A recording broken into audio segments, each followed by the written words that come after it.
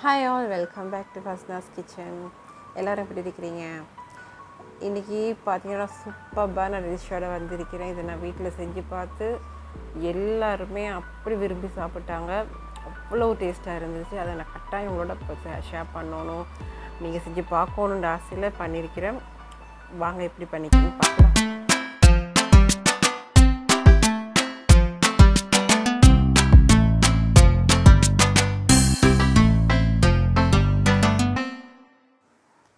இப்போ நாங்கள் ஃபஸ்ட்டுக்கு தயிர் எடுக்கிறோம்.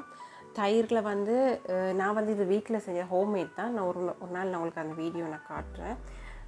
அதோட தயிரோடு சேர்த்து வினிகர், ஜிஞ்சர் கார்லிக் பேஸ்ட், அப்புறமா டொமேட்டோ சாஸ். உங்களுக்கு டொமேட்டோ பேஸ்ட் இருந்துச்சுன்னா டொமேட்டோ பேஸ்ட் கூட சேர்த்துக்கலாம். அது ஒரு ஆப்ஷனல். அதை ஃபஸ்ட்டுக்கு இதை போட்டு நல்லா மிக்ஸ் பண்ணிட்டுருங்க. அதுக்கு பிறகு அது ட்ரை இன்க்ரீடியன்ட்ஸ் இருக்குது. அதில் பார்த்தீங்கன்னா சீரகம், மஞ்சள் தூள், மிளகாய் தூள், அதுக்கப்புறம் பார்த்தீங்கன்னா சிக்கன் ஸ்டாக், சிக்கன் பவுடர், இல்லை வெஜிடபிள் ஸ்டாக் இருந்தாலும் நீங்கள் அதை போட்டுக்கலாம். Garam masala, pepper powder, salt to taste, and garlic powder. Ginger powder இருந்தால் நீங்கள் அது கூட 1 டீஸ்பூன் சேர்த்துக்கலாம். பட் அது இல்லை, அதில் நான் போடலை. ஏற்கனவே நான் ஜிஞ்சர் கார்லிக் பேஸ்ட் சேர்த்ததால் தேவைப்படலை. இதை நல்லா மிக்ஸ் பண்ணி விட்டுருங்க. நல்லா மிக்ஸ் பண்ணிவிட்டு சிக்கன் ஆட் பண்ணலாம். இந்த வீடியோ நான் ஃபஸ்ட்டுக்கு இப்போ பண்ணுறதுக்கு முதல் 3-4 பயணம் நான் இந்த வீட்டில் டெய்லி தொடர்ச்சியாக டெய்லி பண்ணேன். ஏன்னா ஒரு பயணம் பண்ணி கொடுத்து எல்லாருக்கும் நல்லா பிடிச்சிருச்சு. ஃபர்ஸ்ட் டே நூடுல்ஸோட ட்ரை பண்ணோம், அதுக்கப்புறம் ரைஸோட ட்ரை பண்ணோம், ஃப்ரைட் ரைஸோட. அதுக்கப்புறம் நைட் நான் இது பண்ணினேன், பராட்டாவோட பண்ணால் அவ்வளோ டேஸ்ட்டாக இருந்துச்சு. நீங்களும் ட்ரை பண்ணி பாருங்கள்.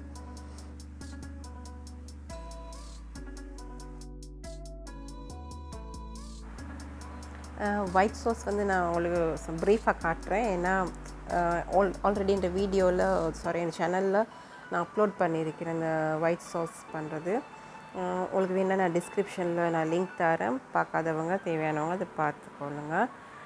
இது நார்மலாக இது ஒயிட் சாஸ் பண்ணுறப்போ கார்லிக் பவுடர் போட்டு பண்ணலாம். ஸ்பைஸ் வேணும்னா சில்லி பவுடர் போட்டு பண்ணலாம். அது உங்களோட விருப்பம். உங்களோட விருப்பத்துக்கு ஏற்ற மாதிரி சின்ன வேரியேஷன்ஸ் பண்ணலாம். ரொம்ப இன்க்ரீடியன்ஸை மாற்றிட வேணாம், பட் சின்ன விஷயங்களும் சேர்த்துக்கலாம். இப்போ நான் இதில் கார்லிக் பவுடர் சேர்த்துருக்கேன், பெப்பர் சேர்த்துருக்கேன். நீங்கள் பெப்பருக்கு பதிலாக சில்லி ஃப்ளாக்ஸ் போடலாம். அந்த மாதிரி சின்ன வேரியேஷன்ஸ் பண்ணி மாற்றி பண்ணலாம். நான் அந்த மாதிரி தான் நான் பண்ணுறது. ஜஸ்ட் ஒரு டிப்ஸ் தரேன் உங்களுக்கு. இப்போ நாங்கள் ஒயிட் சாஸ் பண்ணி முடிச்சிட்டோம்.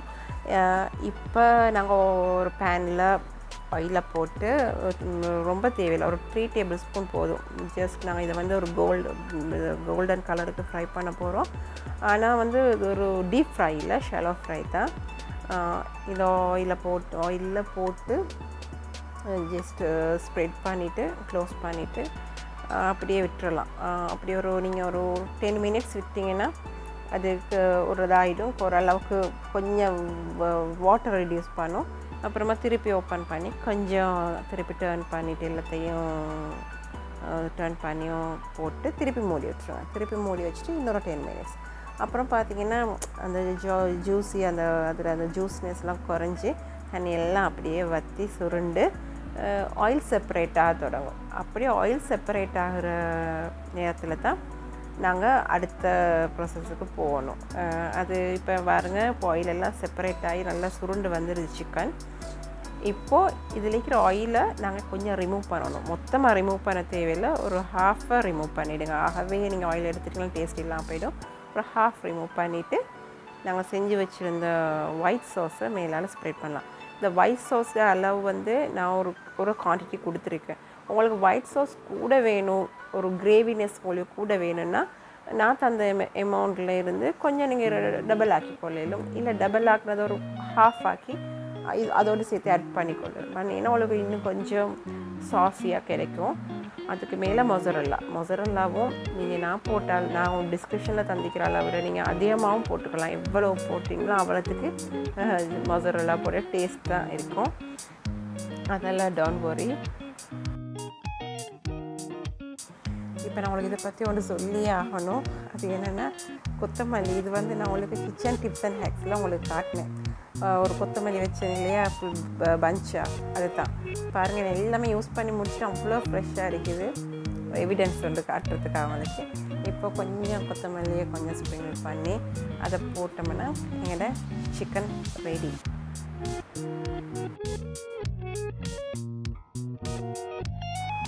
இப்போ நான் இதை டேஸ்ட் பார்க்குறதுக்கு நான் இந்த சன்னை தான் கூப்பிட போகிறேன்னா அவர் தான் செஃப் மாதிரி நான் சமைக்கிற சாப்பாட்டை அணுவாக ரசித்து அப்படி சொல்லுவார். நான் அவர் செஃப் தாமோன்னு தான் வச்சுருக்கேன் பேர். அந்த அளவு நல்லா நுணுக்கமாக பார்த்து சொல்லுவார். அவர் கூட நல்லா சமைப்பார். அவர்கிட்ட தான் நான் இதை கொடுக்க போகிறேன். எப்படி டேஸ்ட் பார்த்து சொல்லுங்கள் அப்படின்ட்டு. இந்த டேஸ்ட் பாருங்கள் எப்படி சொல்லி பார்த்துட்டு.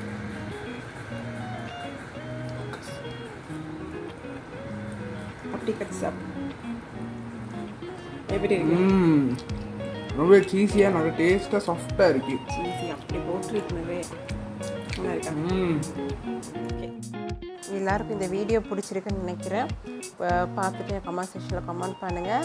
இப்போ ஸ்க்ரீனில் காட்டுற மாதிரி இந்த மாதிரி சப்ஸ்கிரைப் பண்ணிவிட்டு ஆல் இந்த ஆப்ஷனை கிளிக் பண்ணிவிடுங்க. இதே மாதிரி இன்னும் சூப்பர்பான டிஃப்ரெண்ட்டான ரெசிபிஸ் நிறைய எங்கள் சேனலில் வர இருக்கு. அது மட்டும் இல்லை, வீடியோஸ்லேயும் நிறைய புதிய விஷயங்களை நான் கொண்டு வர போகிறேன். ஸோ மிஸ் பண்ணாமல் தொடர்ச்சின்ற வீடியோஸை பார்த்து சப்போர்ட் பண்ணுங்கள். Until then, this is Fazna from Fazna's Kitchen. Take care. Bye-bye.